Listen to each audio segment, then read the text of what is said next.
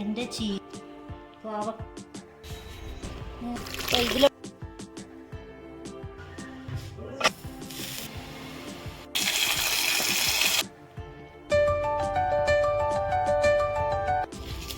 ഇത് ഈ കോവലിൻ്റെ തണ്ടിൻ്റെ ഇടക്ക് വന്നതാണ്. ഇതങ്ങ് പൊരിക്കാം, നമുക്ക് പൊരിച്ച് കളയാം. കോവൽ മരക്കട്ട പോലെ ഉണ്ട് അത് സാധനം. അത് മുറിച്ചിട്ട് കിട്ടുന്നില്ല എൻ്റെ അമ്മ. ഇതിൽ കുറച്ച് ചീര ഉണ്ടാവും,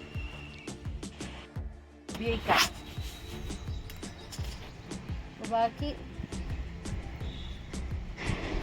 ബാക്കി ഈ കോവക്കേൻ്റെ ഇടയ്ക്ക് വന്നോണ്ടേ അതൊക്കെ ഒരു കോവലിനൊന്നും വളം ശരിക്കും കിട്ടുന്നില്ല. ഇനി ഇതിന് വളമൊക്കെ ഇട്ട് കൊടുക്കണം. ഇനി പോയി കുറച്ച് പച്ചക്കറീൻ്റെ വേസ്റ്റാണ് ഇത്. ഇതിലോട്ടേക്ക് ഡയല്യൂട്ട് ചെയ്തിട്ട് നമുക്ക് ചീരക്കൊക്കെ ഒഴിച്ചു കൊടുക്കാം. അങ്ങനെ ടെറസിലെ പരിപാടികളൊക്കെ കഴിഞ്ഞ് വീടൊക്കെ അങ്ങനെ അലങ്കോലമായി കിടക്കുകയാണ്. അപ്പം ഇതൊക്കെ ഇനി വൃത്തിയാക്കി നീറ്റാക്കി വെക്കണം, എന്നിട്ട് വേണം കുക്കിംഗ് തുടങ്ങാൻ. ഹായ് ഫ്രണ്ട്സ്, അപ്പം എല്ലാവരും പോയി കഴിഞ്ഞാൽ ഇങ്ങനെ ഇരിക്കും. എല്ലാം ക്ലീൻ ചെയ്ത് ഒന്നിന്ന് വീണ്ടും തുടങ്ങണം. ചോറാക്കണം, കറിയാക്കണം, എന്തൊക്കെയോ പണികളുണ്ട്. ഇതൊക്കെയാണ് നമ്മുടെ ജോലികൾ. അപ്പോൾ ഇനി സ്റ്റാർട്ട് ചെയ്യാം. എല്ലാം സെറ്റാക്കിയിട്ട് കാണിച്ചു തരാം. അങ്ങനെ ആദ്യം തന്നെ ഡൈനിങ് ടേബിളൊക്കെ വൃത്തിയാക്കി വെക്കാം. അപ്പോൾ കഴിച്ചതും കഴിക്കാത്തതും ആവശ്യമുള്ളതും എല്ലാ പാത്രങ്ങളൊക്കെ നിരന്ന് കിടക്കുമായിരുന്നേ. അപ്പോൾ എല്ലാം ഞാൻ അടുക്കിപ്പെറുക്കി സിങ്കിലേക്ക് കൊണ്ടിട്ടിട്ടുണ്ട്. അങ്ങനെ ഡൈനിങ് ടേബിളിന്റെ കാര്യത്തിൽ ഒരു തീരുമാനമായി. എനിക്ക് കിച്ചണിലോട്ടേക്ക് കയറി. ഇപ്പൊ രാവിലെ തന്നെ ഞാൻ ചപ്പാത്തി ഉണ്ടാക്കിയിരുന്നത്. ചപ്പാത്തി പലകയും പൊടികളും എല്ലാം സ്ലാബിന്റെ മേളിലൊക്കെ ഉണ്ട്. അതൊക്കെ ഞാൻ തുടച്ച് വൃത്തിയാക്കി കൊണ്ടിരിക്കുകയാണ്. അങ്ങനെ ഡൈനിങ് ടേബിൾ നീറ്റായി. ഇനി ഇതിലോട്ടേക്ക് കുറച്ച് പാത്രങ്ങളൊക്കെ കഴുകി ഉണക്കാനൊക്കെ വെക്കാറുണ്ട്. അപ്പോൾ ഇങ്ങനത്തെ ബോക്സൊക്കെ ഞാൻ വാങ്ങിയത് നേരത്തെ ഞാൻ വീഡിയോ ഇട്ടിട്ടുണ്ടായിരുന്നേ. അങ്ങനെ ചീര കൊണ്ടുവന്ന പാടെ കഴുകി നല്ല ഫ്രഷ് ആയിട്ട് തന്നെ അരിഞ്ഞ് നമുക്ക് ഇതൊരു തോരൻ ഉണ്ടാക്കാനായിട്ട് ഒരു ചീനച്ചട്ടിയിലോട്ടേക്ക് വെളിച്ചെണ്ണ ഒഴിച്ചിട്ടുണ്ടായിരുന്നു. അതിലോട്ടേക്ക് കുറച്ച് വെളുത്തുള്ളി നല്ലപോലെ മൂത്ത് വന്നതിന് ശേഷം വറ്റൽമുളകും ഉള്ളിയും കൂടി ഇട്ടിട്ട് വഴറ്റി കൊടുക്കുക. എന്നതിന് ശേഷം മഞ്ഞൾപ്പൊടിയും ഉപ്പ് ഒക്കെ ഇട്ടിട്ട് എല്ലാവർക്കും അറിയാവുന്ന കാര്യം തന്നെയാണ്. ചീരത്തോരൻ്റെ ഒക്കെ കുറേ ഞാൻ ഇട്ടിട്ടുണ്ടായിരുന്നു, അതുകൊണ്ട് ഡീറ്റെയിൽ ആയിട്ടൊന്നും പറയുന്നില്ല ഞാൻ. അപ്പോൾ വെന്ത ഉടനെ ഒരാവിക്ക് വേവല്ലോ ചീരയൊക്കെ. അപ്പോൾ വെന്ത ഉടനെ എന്ത് ചെയ്യണം വെച്ചാൽ തേങ്ങയൊക്കെ ഇട്ടിട്ട് നല്ലപോലെ മിക്സ് ചെയ്തിട്ട് ഒന്ന് മൂടിക്കൊടുക്കുക. ഞാൻ കടുക് ഇടാറില്ല ഇതിന്. പിന്നെ ഞാൻ ഇങ്ങനെയാണ് സിമ്പിളായിട്ടാണ് ചെയ്യാറ് കേട്ടോ. ഇനി അടുത്ത പരിപാടി എന്താ വെച്ചാൽ മത്തി, കിളിമീൻ, കൊഞ്ച്, ചെമ്മീൻ ഇതൊക്കെ വാങ്ങിയിട്ടുണ്ടായിരുന്നു. ഇതൊക്കെ കഴുകി വൃത്തിയാക്കിയിട്ടുണ്ട് വെച്ചിട്ടുണ്ട്. ഇനി മത്തി ഞാൻ ഫ്രിഡ്ജിലോട്ടേക്ക് എടുത്ത് വെക്കുകയാണ്. ഇതുപോലെ ബോക്സിൽ മത്തി മീൻ മുഴുവനും മുങ്ങത്തക്ക വിധത്തിൽ നമുക്ക് ഫ്രീസറിൽ വെച്ചാൽ മീനിൻ്റെ ടേസ്റ്റ് ഒന്നും പോകില്ല, അതേ ടേസ്റ്റ് തന്നെ ഇരിക്കും. ഇനി അടുത്തത് കിളിമീൻ. ഇത് ഞങ്ങളുടെ നാട്ടിൽ കണ്ണൂർ സൈഡൊക്കെ പുയ്യാപ്പിള മീൻ എന്നാ പറയാ. അത് ഫ്രൈ ചെയ്തെടുക്കാൻ അതിന് വേണ്ടിയിട്ട് ഞാൻ 2 പച്ചമുളക് പിന്നെ പച്ചക്കുരുമുളകാണ് എടുത്തിരിക്കുന്നത്.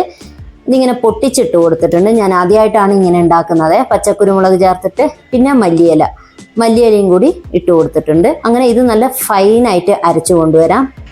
ഇനി ഫ്രൈ ചെയ്യാൻ വീണ്ടും ഞാൻ മുളക് പൊടിയും പിന്നെ മഞ്ഞൾപ്പൊടി, ഉപ്പ് പിന്നെ ഈ അരപ്പും കൂടി മിക്സ് ചെയ്യുന്നുണ്ട്. ഇപ്പം ഇതിലെല്ലാം കൂടി നല്ല പോലെ ഒന്ന് മിക്സ് ചെയ്ത് കൊടുക്കാം. എന്നതിന് ശേഷം നമുക്ക് ഓരോ മീനിനും പുരട്ടി കൊടുക്കാം. നല്ല പോലെ മിക്സ് ചെയ്യാൻ കാണില്ലേ. ഇനി അതിലോട്ടേക്ക് തന്നെ കുറച്ച് ഇഞ്ചി വെളുത്തുള്ളി പേസ്റ്റും പിന്നെ ഒരു ലെമണും കൂടി പിഴിഞ്ഞ് കൊടുക്കുക. അപ്പം നല്ല പോലെ ഒന്ന് മിക്സ് ചെയ്യുക. എന്നിട്ട് ഓരോ മീനിനും നമുക്ക് പുരട്ടി കൊടുക്കാം. അടിപൊളി മിക്സ് ആയിട്ട് വന്നിട്ടുണ്ട്. പിന്നെ ഓരോ മീനിനും ഇങ്ങനെ കീറൽ കൊടുക്കുക. അപ്പോൾ മസാല ഇടുമ്പോൾ ഉള്ളിലോട്ടേക്ക് പിടിക്കും.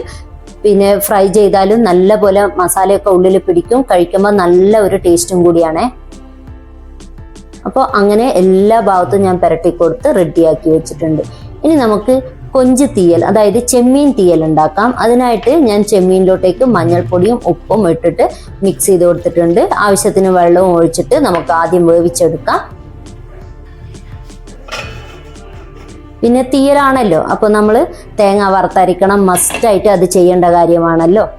അപ്പോൾ അത് വെളിച്ചെണ്ണയിലോട്ടേക്ക് ഇത്ര ഐറ്റംസ് ഇതിൽ ഇട്ട് കൊടുക്കുക. എന്തൊക്കെയാണ് എടുത്തിരിക്കുന്നത് വെച്ചാൽ തേങ്ങ, ജീരകം, മല്ലി, കുരുമുളക്, വെളുത്തുള്ളി, ഇഞ്ചി, വറ്റൽമുളക്, കരിവേപ്പില, ഉള്ളി. ചെറിയ ഉള്ളി എൻ്റെ കയ്യിലില്ലായിരുന്നു, അതുകൊണ്ടാണ്. ചെറിയ ഉള്ളി ആയിരിക്കും ടേസ്റ്റ് കേട്ടോ. അങ്ങനെ ആദ്യം ഞാൻ എണ്ണയിലോട്ടേക്ക് വെളിച്ചെണ്ണ തന്നെ എടുക്കണം കേട്ടോ. തീയലിനൊക്കെ അതാണല്ലോ ടേസ്റ്റ്. അപ്പോൾ വെളുത്തുള്ളിയും ഇഞ്ചിയും ഞാൻ ഇട്ട് കൊടുക്കുന്നുണ്ട്, പിന്നെ ഉള്ളിയും കൂടി ഇട്ട് കൊടുക്കുന്നുണ്ട്.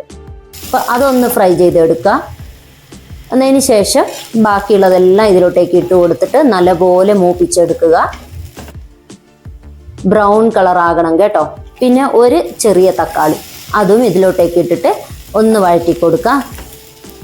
നല്ലപോലെ മൂത്ത് വന്നോട്ടെ. ഇതാ ഏകദേശം ബ്രൗൺ കളർ ആയില്ലേ. ഇനി ഇതിലോട്ടേക്ക് നമുക്ക് മുളക് പൊടി ഇട്ട് കൊടുക്കാം. 1 ടീസ്പൂണാണ്, ഞാൻ അര ടീസ്പൂണായിട്ട് ഇട്ടുന്നേ ഉള്ളൂ. 1 ടീസ്പൂണ് മുളക് പൊടി.